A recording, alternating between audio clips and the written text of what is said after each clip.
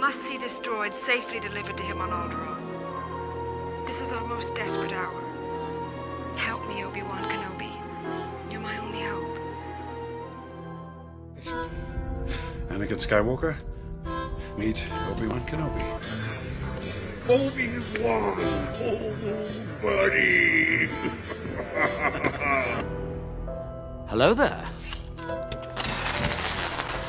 General Kenobi! Kenobi!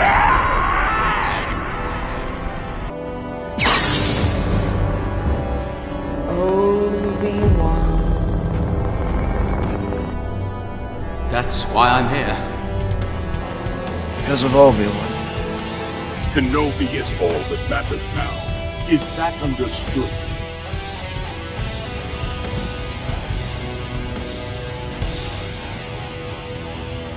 Welcome to the Chiss Ascendancy podcast. Hello, everybody, and welcome back to the Chiss Ascendancy, episode 86. We made it, and here we are. We're back. We're reviewing Obi-Wan Kenobi Part 4, also known as Fallen Order 1.5. It's kind of like the Lion King and 1.5 of Fallen Order. It's not quite Fallen Order, and it's not Fallen Order 2 that's coming out directly. Yeah. But this has a lot of similarities. So if you are new to the channel, we review a lot of the upcoming stuff. That's how we got the channel started, reviewing The Rise of Skywalker, and we've been trying to keep up with Kenobi and things like that. So this is our 86th episode, and so we've got a pretty good little regulated style here. We're going to give our overall thoughts, rate the episode from 1 to 10, give a standout moment, talk about new characters that may have come on the scene in this episode, and then we'll speculate on what is next. Again, if you're new to the channel, our speculation is also known as prophecy, because there's actually a good little chunk of things that we've... correct. Yeah. I've had to go back and change the title on my YouTube from A Jedi I Want to See in Obi-Wan Kenobi to, in parentheses, Quinlan Voss, because that was getting a lot of traffic on YouTube. So we'll go from there. Okay, so let's jump right in. We don't want to lollygag about a little bit of sad news. I hate when somebody accuses me of lollygagging when I'm very clearly dilly-dallying. Yeah, come on. I don't know.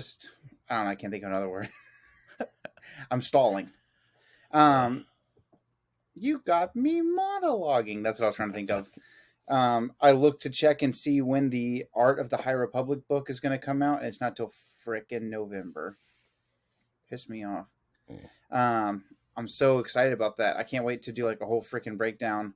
How about 17 episodes on our 17 favorite pictures from the Art of the High Republic? We definitely could, but people this week we'll be talking about page 32.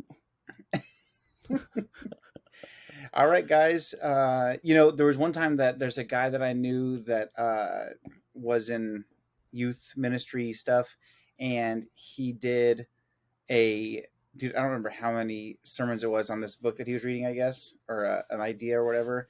And he posted about it on the youth group page. It was like, all right, guys, I'm not going to name the book because I don't want the person to know that I'm talking about them. But it was like week 75 on Your Best Life Now by Joel Osteen. It wasn't that book, but I was just thinking I would have at least like hidden the fact that I was just doing a chapter by chapter talk through for over a year. I would have hidden that behind like a couple of different series ideas or something. Anyways, that made me laugh. But that's coming out, and something that we're considering. We took a poll recently about for these shorts that we're doing. Would you like to see us do a breakdown of issue by issue of some of these popular comics that are out there, Legends and canon? And so a pretty good little response was yes. And I'm wondering if maybe that's our first Patreon project. I've been kind of, like you said, dilly-dallying in the thoughts of that. So basically, Patreon is just dilly-dabbling. New boot goofing. But I've been thinking about that, if maybe it's not something that the average, like, regular audience person would want, but maybe someone would be willing to go behind the paywall. Because you can set up plans as little as like $2 or $3 or $4 a month. And then we put out, pretty regular content for stuff like that. Anyways, just something I'm thinking about. They did just put out a freaking. They did do a pretty new Black Chrysanthemum comic that I really want to dive into and break down. Yeah, it's already out, and it's about. I want to say it's a couple hundred pages. I think it's like 125 pages or something like that. So your typical comic is somewhere around 20, 25 pages. So yeah, that's a big one. It's $8 on the Marvel app, but it's about 5 or 6 or 7 comics worth. So it's really good for the price. I know some folks out there will wait for the hard copy, but I might do a little breakdown of those because I'm assuming it's a collection of short stories. Anyways, so let's jump into this. So again, we talked about Kenobi not having, it doesn't have names. So it's kind of awkward to be like, we're talking about 4. But they call it part 4 or just 11. I guess it just says 4. Yeah. It just says part 4. And so where the story picks off, obviously, part 3 was action-packed. Kenobi barely survives an encounter with Darth Tater, and he gets roasted straight on the tater tots, and barely survives Tala and Ned B. Everyone's Is that a favorite shout out to like that T-shirt that was like different Star Wars potato heads? Yeah, it's the Darth Tater is the Mr. Potato Head Darth Vader character. That's what I thought. Yeah. I can't remember. There's a Boba Fett one too. I can't remember the name of it though. Boba Fett, Tato Fett. I don't remember. Anyways, but Darth Tater is the Darth Vader one. It's pretty cool. I remember Dad gave that to me. And he was like, "I thought of you," and I was like, "I'm going to take that as because I like Star Wars, not because I look like a giant fat potato."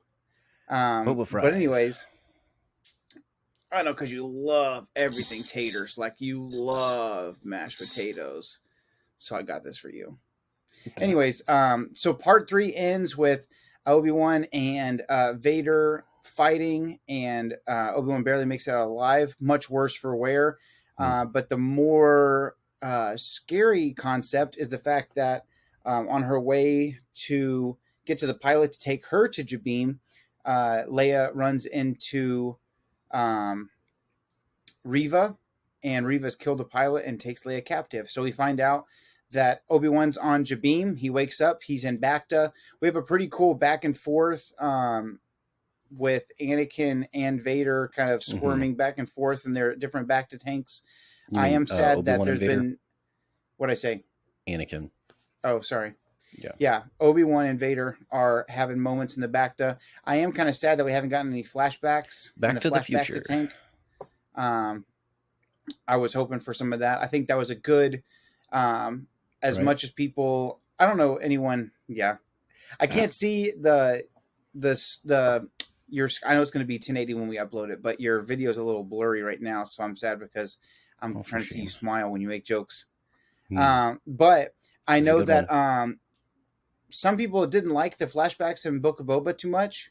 But A, I like them, and B, I thought that his time in the Bacta was a really great transitionary period. So I was really hoping we'd get some Clone Wars there, but we didn't. I've heard a few people saying that they're like, "Oh, this reminds me of Book of Boba Fett. I'm so underwhelmed." And I'm like, first of all, how?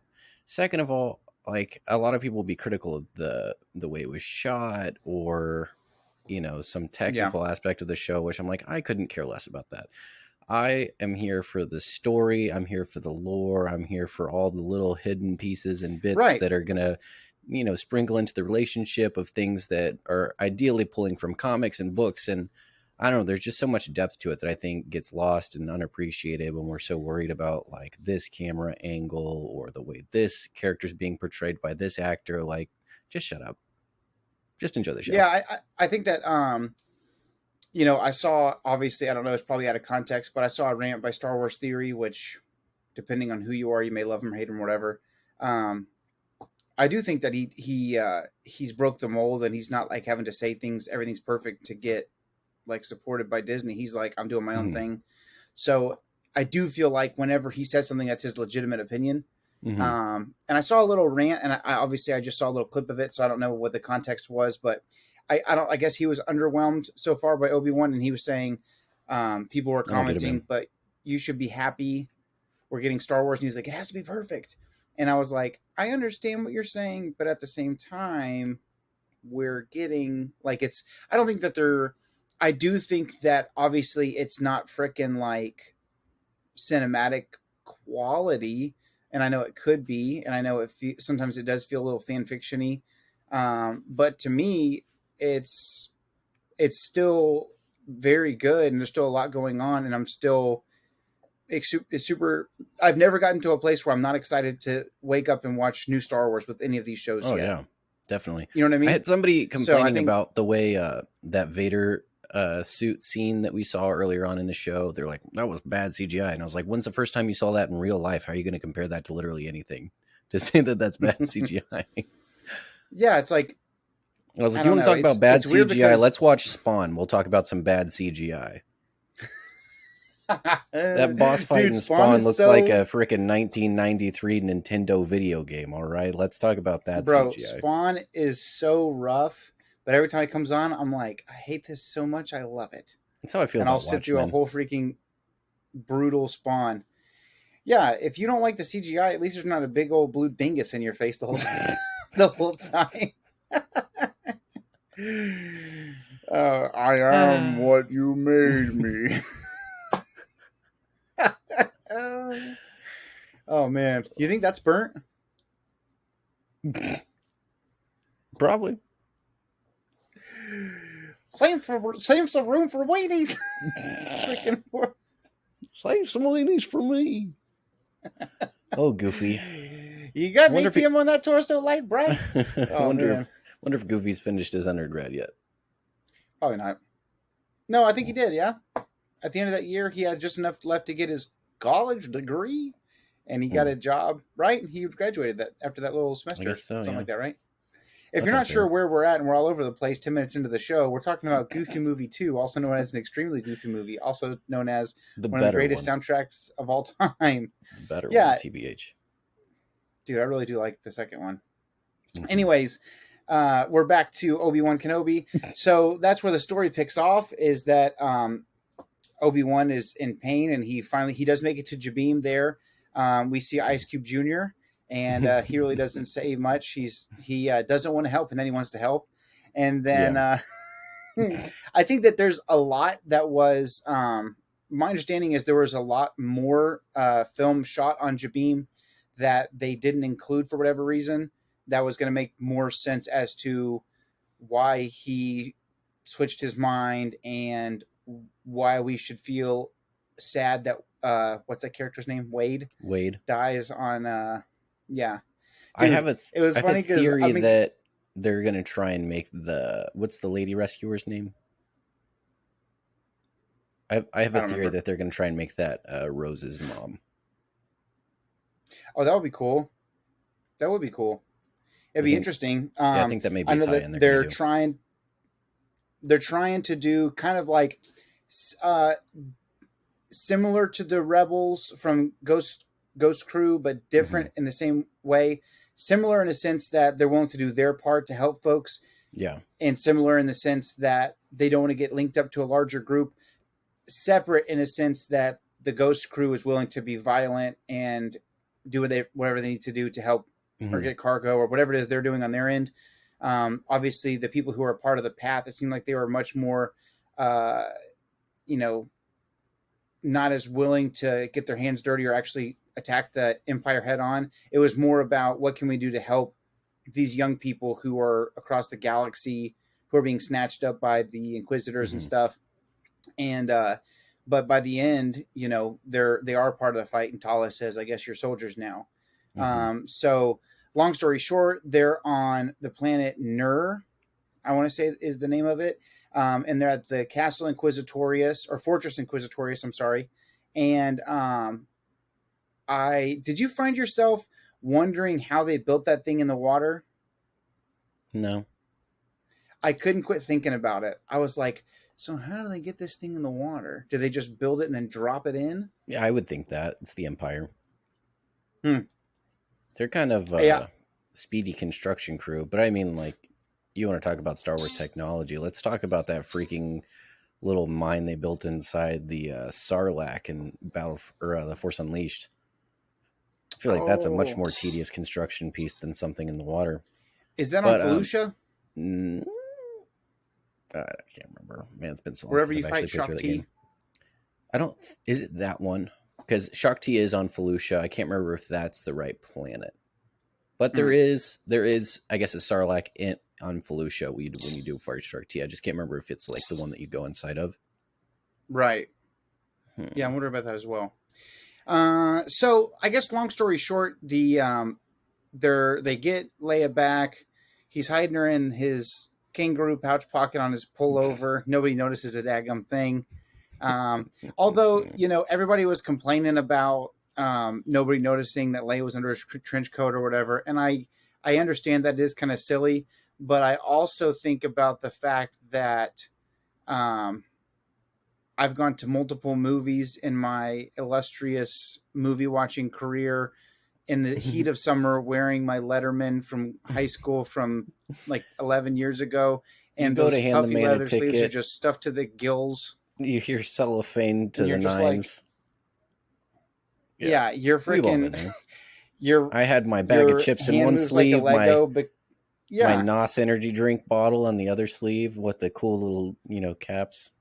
I was smuggling snacks. Yeah, the big old bulky ones that are bigger than your thigh. Mm-hmm. So I get it. And also I think that I think it was Star Wars Explained was talking about on his little miniature breakdown that part of the reason that the fifth brother and some of them don't notice, A, everybody's scrambling to not piss off the Inquisitors or Vader, and B, the fifth brother himself doesn't notice because he's so bent on finding Reva to punish her for failing, while they're there at the fortress. So I think that it's kind of the same way that we're showing the growing partnership between Obi-Wan and these other, rebel leaders. It's showing the aggravation and frustration and discord between the Imperials, specifically the Inquisitors. Yeah. And so I think it's that's like really the the focus. Some of the first taste we're getting, because you see kind of like the infighting and the backstabbing amongst Imperial officers, but I think this is the first kind of accessible taste we have of what the ancient Sith would have been like, where there's so much infighting and there's so much I can't think of the right word, but there's the competition, there's the tiers of influence, and there's the wanting to be more powerful so that they can have more influence. And I think it's just like, what we see kind of between Tarkin and Krennic, there it is. In the third Thrawn book, where it's like there's this competition over resources and influence, but it's even more so because it involves, the will of the Force, the will of the dark side. And I think it's just kind of what we get with the old Sith moving into what we have now, what we have in front of us. And so I think it's just like it's almost tunnel vision. You know what I mean? Like they're so driven definitely. That it kind of inhibits them from doing anything else. Yeah, you can kind of tell. I think that there's, in the old Bane books and stuff like that, you had Bane, and then he was kind of on the lower rung of things when he first got there because instead of them thinking, "Wow, this guy's really powerful for coming in here so late in life," it was the opposite. They were like, "Why do they even bring this guy around? He's so behind everybody." It was almost like Anakin and the Sith. You know what I mean? That he came around because they talk about in the book that it wasn't unusuul for adults to come because they turn to the Sith after they become despondent or bitter, towards the Republic. But for somebody his age to come, that was something, and especially to come in without any other training, but to go to the most powerful Sith temple, where the Sith lords are being, made, not the assassins, not the supporting staff. We're talking about Sith lords here. It's interesting too because, I cannot remember the name of the really powerful Zabrak that was kind of the main dude. Ketar? Are you talking about the Blade Master? No. That's no, the Zabrak. I was thinking Twi'lek for some reason. Yeah. Give me a second. Keep talking. I'll think about it. But yeah, basically what I was saying was Sirak, that's his name. Sirak. I was thinking about the fact that Bane and Sirac and Zana, they're all willing to like kind of go back and forth, but nobody's Do whatever really it takes. nobody's going for Khan right off the bat. Nobody's going for those upper level Sith, and it's very similar where Reva really stretches by attacking the Grand Inquisitor. Mm-hmm.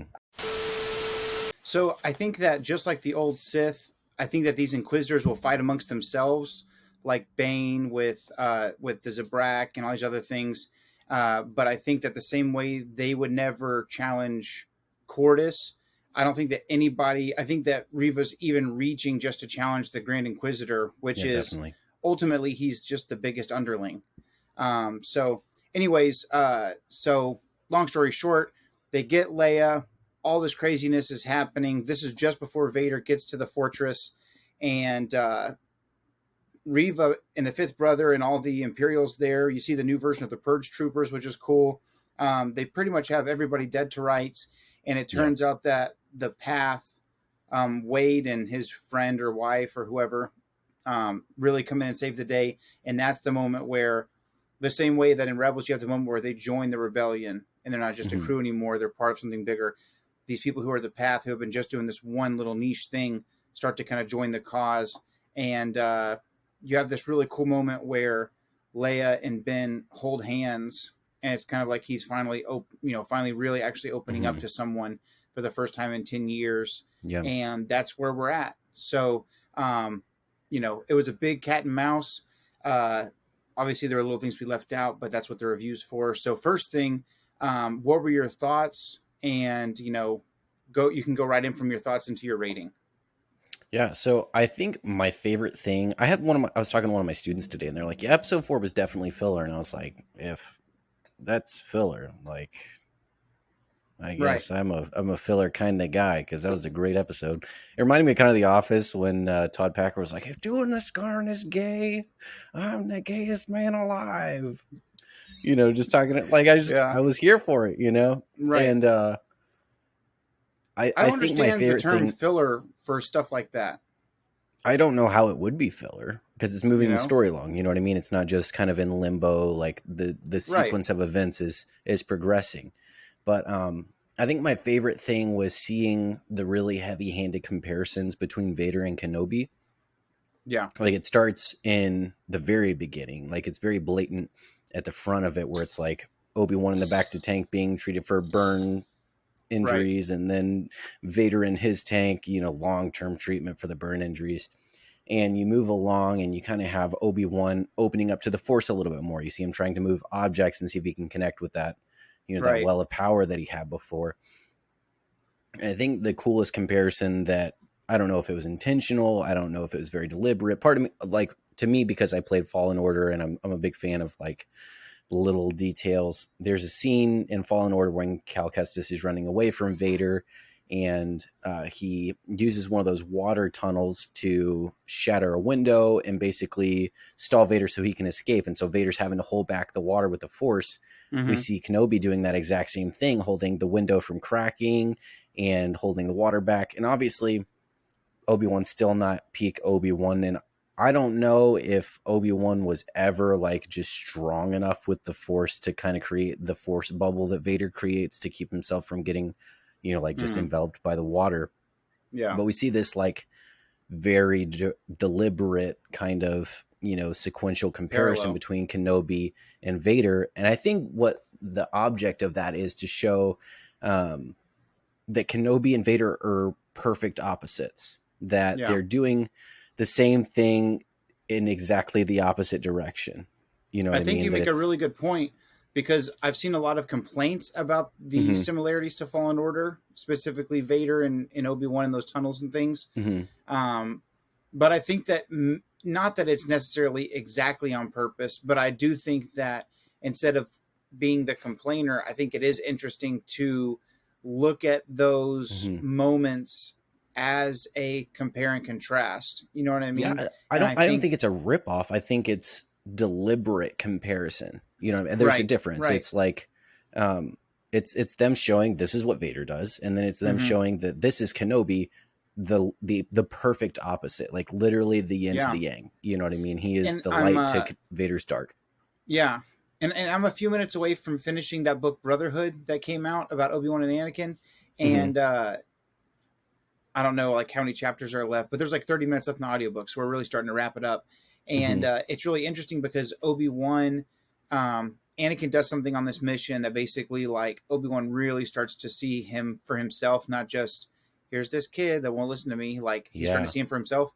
And he says something along the lines of,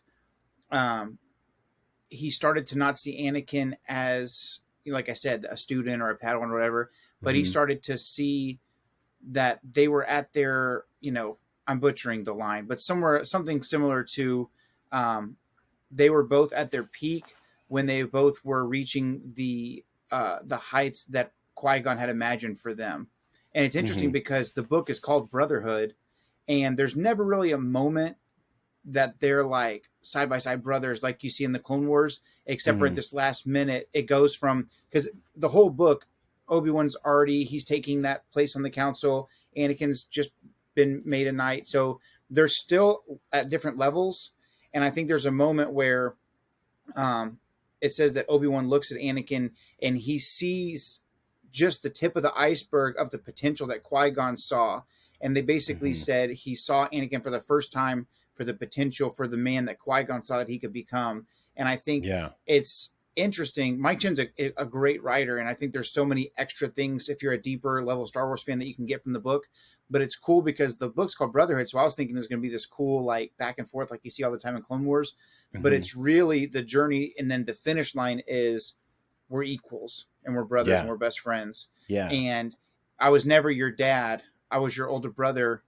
Yeah. And it said that this moment that began when he shook Anakin's hand on the Queen's ship all those years ago on Tatooine had finally come to fruition, and he saw him for the man that Qui-Gon thought he could be. And so I think that's very similar, like you're saying. They were always two sides of the same coin, but now it's like just a giant coin, and they're like, it's polar opposites now, but even the if same, even but if the you want to opposite, go, the yin and yang. Yeah, even if you want to go like way back to when we're looking at Obi-Wan as a Padawan in Master and Apprentice, Yoda paired Obi-Wan with Qui-Gon because Obi-Wan was the rebel, but the only way to get him to rebel in the way of doing things like being a stickler was to give him to Qui-Gon, the person who's like the ultimate rebel. And so he's going to rebel away from the rebel in the way of being a stickler for the rules, which I always found like super amusing. But then we have this guy who's kind of been molded by that decision by the council to like create this stickler almost like manipulatively, and he's now shaping this person who is unironically the rebel. He's very much carving his own path. He's making sarcastic comments about needing to find a spear that's the right color before he rescues Obi-Wan. He's just out there doing his own thing. And I think it's just to get like a little bit deep theology here. It's my understanding that some Mormons believe that Jesus and Satan were like brothers, like the same kind of like Obi-Wan and Anakin connection, and Jesus won a fight, and then Anakin, or I guess the devil became Satan, and it's like it's called dualism, like it's the ultimate light, the ultimate dark, and they're both powerful and moving, and it's really what I see in this relationship of Obi-Wan and Vader. That it's this movement of, Obi-Wan kind of becoming again who he was. And I'm excited to see him kind of like continue to progress, because we saw this guy who could barely move, like a little bolt across a storage crate on the ship, to being the guy who's fighting from two directions at once, holding back what's literally tons of water pressure like through a window. Planet, you know what I mean? Like it's full of literally a water planet full of pressure. He's doing impressive stuff. Like even like peak Jedi before Order 66, there were lesser Jedi who died to the same kind of combat that Obi-Wan was thriving in here in this Fortress Inquisitorius. So it's funny, he made massive strides in this episode. Yeah, he goes from can't move a box of Tic Tacs to Mr. Incredible holding back the train. I know, dude. Right there on the bridge. It's fantastic because I don't know. Some people are complaining about it, but I'm loving the ride. I'm loving to see, one, how he's coming back, but two, how rapidly he's coming back. Because it's interesting because huge transition from the front to the back of that episode. It's a huge transition, and also there's a quote from, again, I just was watching Star Wars Explains breakdown of this episode, just kind of jogging my memory. And I always rounding there's a your lot of thoughts times out. that there's a lot of times that he says something and I'm like, well, that's a really good point. So I want to give him the credit for this, but he made a good point where in light of the Jedi, it says that the Jedi are at their most powerful when they're using the Force to help or heal someone else. And so it's really interesting to me that everybody was ticked off about Rey being so powerful in the Force to heal Kylo or heal that giant serpent or whatever. But it makes sense that the will of the Force is always for good.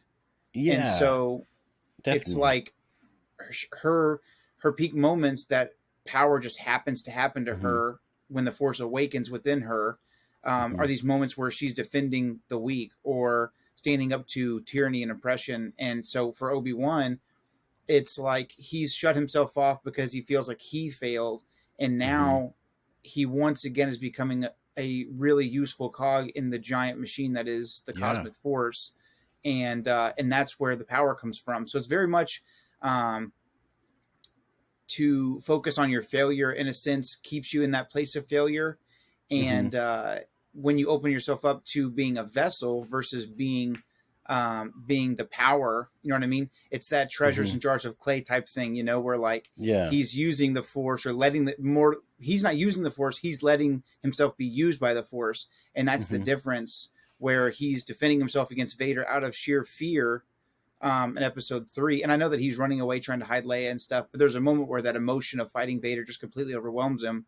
And then, you know, the very next episode, he's like, screw the Bacta, I got to find Leia. There's bigger fish to fry out there. And he really starts to become the Obi-Wan of old. So this whole time I've been thinking he has no chance against Vader, but I know we've been hinted towards a second season. So maybe their big showdown doesn't happen yet. You know, I did hear that there's like big rewrites and big reshoots for the finale because that's what I've also heard. Season 2. But I am interested to see, like, you know, the Grand Inquisitor has to come back at some point, right? Maybe we get Obi-Wan versus Grand Inquisitor. Yeah, one of my students messaged me on Instagram. They're like, "Hey, the Grand Inquisitor can't be dead. You know, he's in Rebels." And he's like, "How do you think they're going to reintroduce him?" And I was like, "Honestly, I don't know, but I think it's going to be a grand reentry, if you will." You know, but I think awesome. maybe it might be a mini boss fight if they rewrote episode 6, because it was supposed to be a limited series, but then I think it ended up becoming the most successful premiere of any show on Disney Plus, which is absolutely massive. Because there was a lot of hype for Mando season 2. That's big praise. Yeah. And Loki came out and was the number 1 for a while, and Obi-Wan outdid that as well. So that's really cool. So that's because I think Boba Fett overcame Loki, and I think this got bigger than Boba Fett. So I'm super excited, but I think I missed my rating, my chance to rate. So I think episode 3 so far is still my favorite, just because we're getting to see, you know, the Vader of lore. You know what I mean? We're getting to see him, you know, being the baddest man alive, the terror of the galaxy that's always written about and always like sometimes illustrated in graphic novels, but I've never seen it. Yeah, you know, we're getting to see the Vader that they worshipped in the Dune Sea. Yeah, dude. Like, I mean, he's a Sith Lord right here. You know what I mean? Like, it's not just kind of a villain who's kind of got a streak of good. He's a Sith Lord right now, man. He's literally just killing folks as pawns. Like, that's dirty. The cover from Lords of the Sith by Paul Kemp, we're getting that version of Vader. You know what I mean? Just like the kind of when he's surrounded, like he's literally surrounded by dozens and dozens of rebels, and he's like, all I see are dead men. Like, that's freaking ballin', and we're seeing like a glimpse of that Vader. So that's episode 3 for me is still peak. I have high hopes for episodes 5 and 6. I think 5 is going to be kind of building. 6 is going to be obviously the climax, where the episode 5 is the penultimate. You know, it's going to kind of, I think we get Qui-Gon a little bit in episode 6 is what I suspect. Okay. But where I think I said 9.5 for episode 3, I'm going to give episode 4 like an 8.7 to 9. Like, there was a lot I really enjoyed. Yeah, I'll jump in there with you and say 8 3/4 as well. So 8.75 for me as well. Okay, so give me a standout moment for you. I know I have one that I've been kind of harping on the shorts. And if that's yours as well, that's really cool. But I know mine already. So go ahead and tell the folks at home what your standout is. it was really interesting to see how much the devastation of Order 66, like kind of being confronted with it again, almost snapped Obi-Wan out of his reverie. You know, that he was mourning what he was figuring was his failure. You know what I mean? That he didn't actually kill Anakin. And so I don't know if we saw any other named Jedi. We saw Tara Sinube, which was cool to see him in live action. That was really, really cool to see the longer braids, and he almost looks a little bit more canine. But I think the standout for me really, and I've talked about it already, but just the really heavy-handed comparisons of dark and light, that in this moment, Vader is the ultimate representation of the dark side of the Force in the galaxy, because, you know, Palpatine's doing Palpatine things. He's behind the scenes. He's in the shadows. He's, you know, orchestrating machinations. He's just this guy that does everything and nobody sees anything. You know, he's the master magician.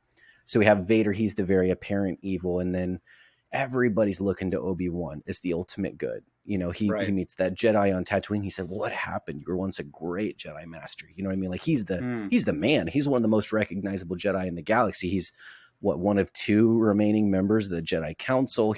I mean, he's the guy, you know? And so to see him coming back. He's definitely the, you know, I guess Quinlan Voss was a master, but wasn't, I guess, on the council at that time. He wasn't council material. You know what I mean? I think they extended the invite. He was a field man. You know, he wasn't council man. What's crazy is you have Yoda, who's the Grand Master. And then as far as like the ideal Jedi, I know Mace was kind of like the next guy, but I think that he was a little extreme. You think about it, if the war doesn't happen and the years just play out, you're looking at probably the next Grand Master. Obi-Wan Kenobi. I mean, he's powerful. He is. I mean, Anakin said it best, right? He's as wise as Master Yoda. He's as powerful as Master Windu. He is. I mean, you see Ben Kenobi in Twin Sons, right, and Rebels, and he's confronted with Darth Maul, his ultimate nemesis, and he's just completely at peace. He knows exactly what's going to happen. He's one with the Force. I mean, this is the Master Jedi right here. Yeah. And so kind of to see. Cool. This guy coming back and that really heavy-handed comparison of like dark and light, I think the visual, like almost cerebral representation of that conflict, that's what really made this episode for me. Yeah, it's cool because in episode 3, he immediately runs as soon as Vader turns on his lightsaber. And then in Twin Sons, albeit this is like 5 or 6 years down the road, or maybe more than that, but by that time, Maul, who is, you could argue, more menacing than Vader just because he doesn't freaking quit. Oh, he's unrelenting, man. He's like, "Look what you become, a rat in the desert." And Obi-Wan's just like, "Look what I've risen above, your mother." Like, he's just like cold-blooded killer. Like, sassy, you know what I'm Obi-Wan, man. I love seeing him. I love seeing little glimpses of previous Obi-Wan. We're seeing that, like you said, that rebirth that's happening again. I mean, him becoming that guy. Imagine any lesser we're seeing the Obi-Wan who confronted Grievous and the remnants of the droid army by himself. You know what I mean? Yeah. Like, it takes some cojones to go into Fortress Inquisitorius by yourself. No evac plan. I mean, he's just playing it.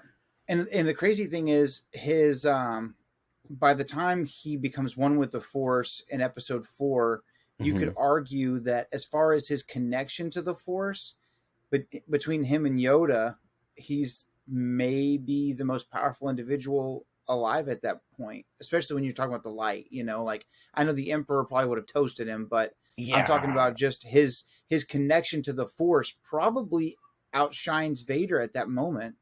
I would, in the vein of your argument that Kenobi is maybe the most greater picture aware, like he has so much trust, right? Because this is Kenobi at this point, his driving force is, I've got to train the boy. When he comes of age, I've got to train the boy. No one's like, you don't care about the boy, you just care if he's showing. But even disconnected from the Force, he's like, I've got to train this guy. Like, he's our only hope.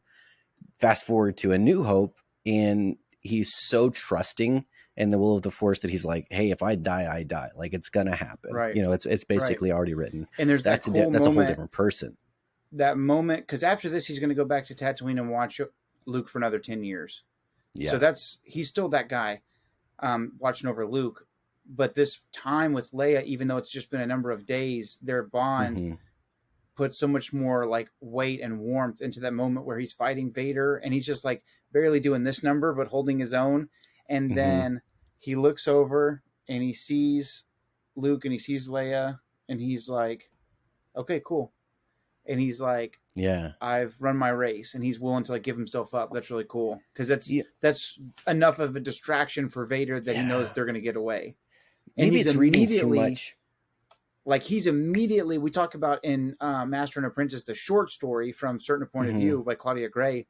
Yeah, he talks about Qui-Gon tearing himself away from the Force, and it's painful and it's taken time. And obviously, like, we don't know if he's on purpose just holding back or if he's still learning in the Cosmic Force. That's why we haven't heard from Qui-Gon yet. But if that's the case, how powerful is Obi-Wan to immediately recall where he was, who he was, come out from the Cosmic Force into the land of the living, at least by voice, and say, run, Luke, run. Like, it's that, and how crazy is that?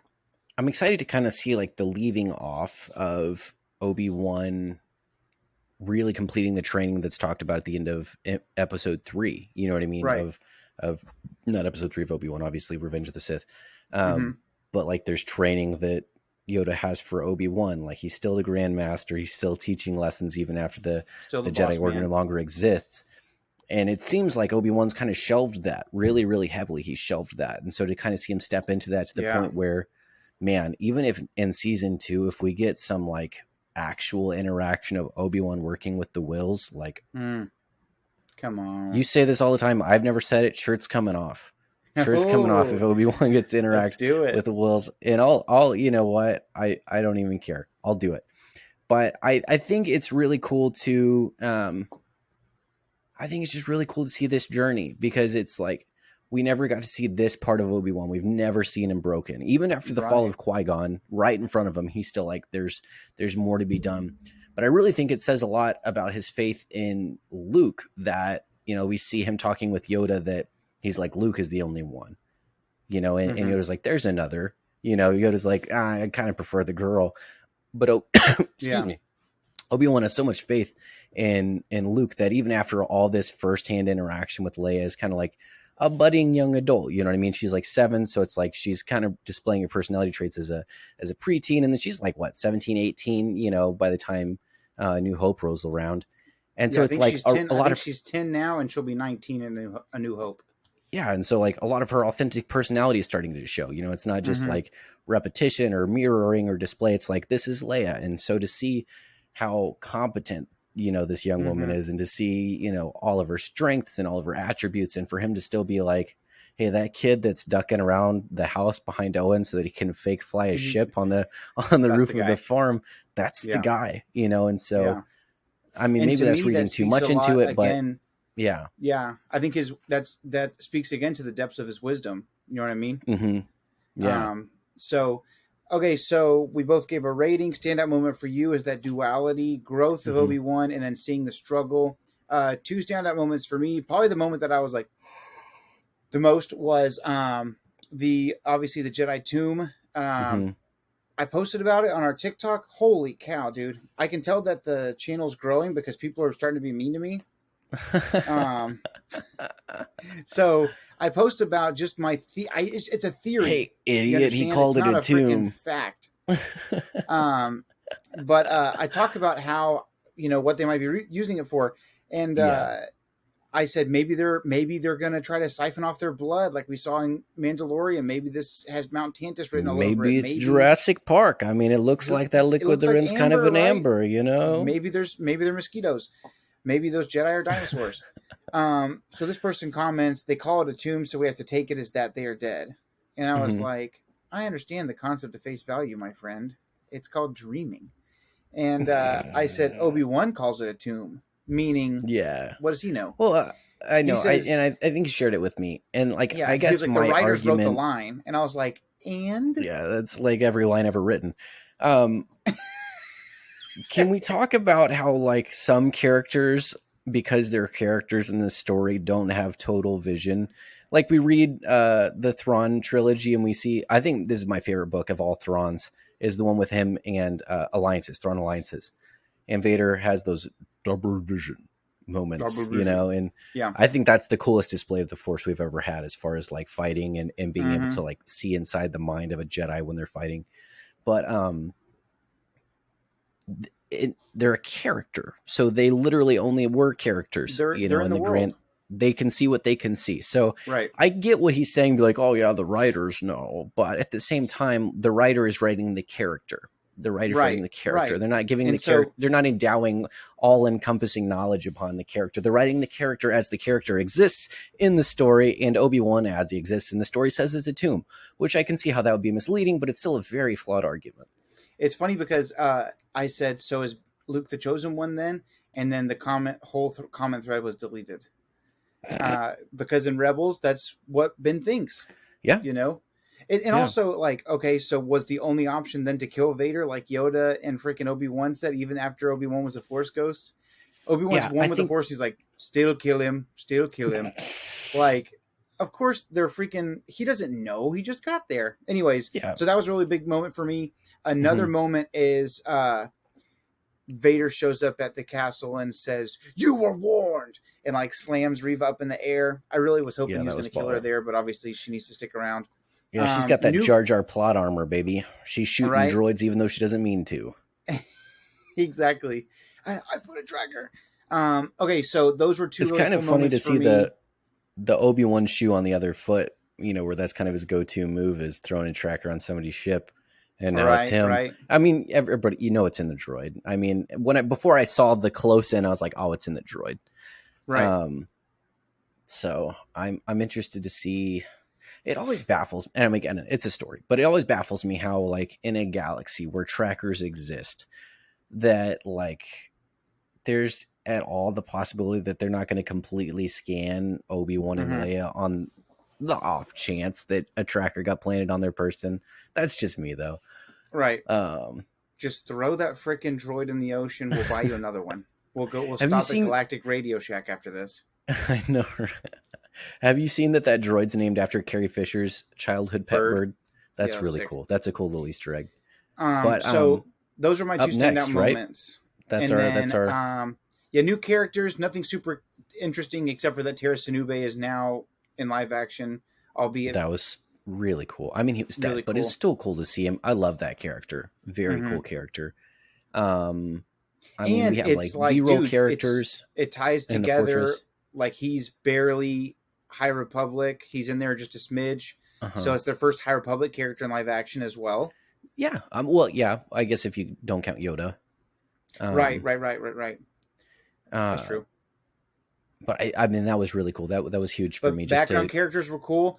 It's just, I feel like there's so many people that just want to nitpick. People are like, those don't look like Purge Troopers. And I was like, it's been 10 years, my guy. What do you want? I thought it was cool to see a Purge Trooper at all. Does your iPhone look like it did 10 years ago? Mine doesn't. Good God. Thank God.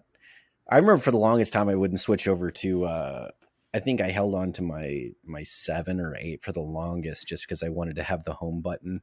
You know, I was like, I don't want to make the switch. I was crotchety old man. I had the 6 and I was like, me and this brick are gonna die together.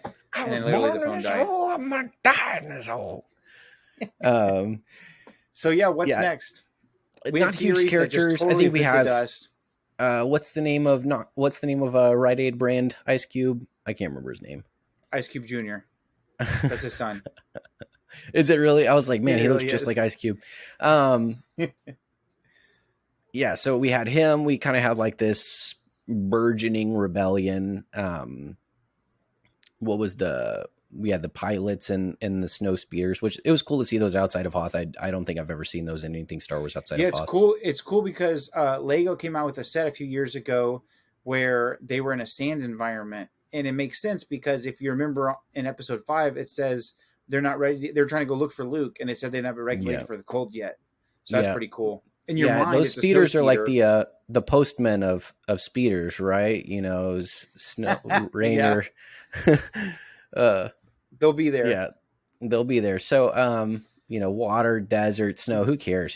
We're gonna blast those speeders into the environment. I think what's next? There's gonna be the episode 2, episode 5, kind of like drawing in, tracking sort of moment. I think that the path is kind of going to have to be unbuilt, just because of the certainty that there are no Jedi left by the time of episode 4. Like there's a lot of confidence from Vader, a lot of confidence from Palpatine that there are no, major threats kind of out there lingering. Right. And I don't think the Inquisitors exist at that point in time, is my understanding. So yeah, I was to starting to dissolve wonder about that the whole other day organization, as well. yeah, to dissolve that whole organization, I think there's going to have to be some sort of like this is real world parallel. This is like the Underground Railroad for Jedi, right? So I think it's going to have to be dismantled. I think it's going to have to be uprooted for there to be any confidence on the part of the Empire. So I think they're going to track him back to the main base. He says everything runs through there, so I think it's going to get destroyed. Maybe Quinlan Vos makes an appearance episode 5. I think we don't get Qui-Gon until episode 6. It's interesting that you mentioned Quinlan because I shared this with you earlier. But after his name was dropped, the Star Wars Twitter account was like, "Learn more about Quinlan Vos," and I was like, "I know that his name was just dropped." But there's been a lot of little hints and Easter eggs and name drops, and I wonder if they're trying to familiarize a few people with the character before he actually shows up. I absolutely cannot imagine that they're just going to drop that name just for the sake of dropping the name, because he's a cool Jedi, man. Me, he's top 3 all time for me. I love him. I've talked about him for like literally since the beginning of the podcast. And I think he's such an influential character in his sphere. I can't imagine he's just a name drop. I don't think that he's important enough in the grand scheme of things to just be like, oh, Quinlan's here? That's neat. You know what I mean? Like Terra Sinube, he had, his time in the Clone Wars, that cool episode. It was a very heavy-handed arc. When Vos came around, he was he was kind of like sharing the limelight with Obi-Wan on this treasure hunt, kind of. It's the back and forth, the straight guy, funny guy sort of thing. But then we had Quinlan in Dark Disciple. And, that was like a very, very beautifully written book. Yeah. And I think they developed a really strong character in Quinlan. One of my favorite newer canon books. Yeah, I love that book. And so I think that they've developed such a strong character. It would be kind of a waste to just have a one-line throwaway mention of Quinlan Vos in episode 3. So I can't imagine that. I worry that Vader's going to kill him if we see him. I dig it. I'd take that showdown because I think Quinlan would give him a pretty good run for his money. We get a nice little duel. Dude, it would be cool if Quinlan touched him and saw his memories and was like, Anakin, what have you done? I think it'd be cool if we had Quinlan tap into the dark side a little bit to fight Vader. Because we have, they're not canon anymore, but the Quinlan Vos comics, Palpatine was scouting Quinlan because he had a natural aversion to the dark side, or aversion from the light side to the dark. He had a natural bent towards the dark side. I don't know if this is canon, but I remember in Legends, the ability of psychometry kind of pushed you that way, similar to like, Vader. I think probably not because of that. What's that book about the kid with psychometry? Yeah. Treasure something? I can't remember. The Jedi Hunter, the Force Collector. Yeah, that's it. I think it would be cool to see him use lightning, though. Yeah, I think it would be really cool to see Quinlan kind of tap into, because we saw Dooku and Dooku Jedi Lost kind of tap into the dark side as a Jedi. Quinlan very much has that bent from the comics. I don't know how much of that character they want to preserve, but they kind of resurrected that character in Dark Disciple. So I think it'd be kind of cool to see that almost Revan-esque kind of balancing of the light and dark, even though I think under new canon it's kind of an outlawed concept. And I wonder if he would be like ashamed to tap in since Ventress saved him and all this other stuff. I don't think Quinlan I don't think he's a shameful guy. He is who he is. Whatever works. Yeah. Especially if he's like saving Obi-Wan or saving younglings. Yeah. He's functional. He's not idealistic. So I don't think that would bother him in the least. But it'd be really cool to see him. I think I've talked about it for too long now, but hopeful to see him in episodes 5 and 6 because he's one of my favorite Jedi, and so to get him and Obi-Wan on live action would just be too much for me. And that opens up the opportunity for more. If he's in the show, then the chances of him having a figure is better too. a new vintage collection or Black Series figure. So I think that's kind of where the show's headed, though. There's gonna have to be some big showdown, some conflict of them kind of finding, Leia's got to be in more immediate peril. Right, and I know I've been saying this for a while, but I do think that the Leia thing has kind of like it works, and I think that could she stick around? Sure, but I think that it would be cool if they just drop her off. You can't have at this time. You can't have the Empire openly invade Alderaan to get her back. Right. You know what I mean? The Senate still exists. I think it would be too open. The Senate's still a thing. Bail's still a senator. Like, still holds some pretty good sway. So it would be cool. So much so that the Grand Inquisitor Grand Inquisitor has no qualms. He doesn't care about anything. But for him to be like, you kidnapped a senator's child, right. I think that still really lays into Grand and Grinch Inquisitor. I can't cancel that again. Senators, you would kidnap a senator. What would I wear? The senator's child mentioned a check. But I mean, that gives some credence to the value that Bail still has in Galaxy. Well, Bail's also one of those guys that's like going to put it all out on the table and just say what well, I mean, he was always like, he was the orator. You know what I mean? Like, it was him and Padme, and they were like the bleeding hearts of the galaxy. Right. In the words of the Grinch, bleeding worlds of the galaxy unite. And they interestingly, they even say that. Remember when he's talking to his cousin or his whatever, and it's save like, your bleeding heart for the Senate. And Bail was like, why I wanna. Yeah, I would like to see Leia shelved a little bit for season 2 and see more of the idealistic, like very immersive hunt for oneness with the Force that Obi-Wan's going to have in the years to come. I'd like to see that for season 2. I want the George Lucas sequel trilogy, midi-chlorian, cosmic Force. That's what I want.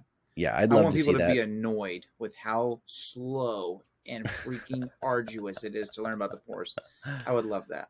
Yeah, I'm all about the lore. I'm all about the story, man. So I love to see that stuff unfold. I love philosophy. I love ideas. So that's what I'm here for.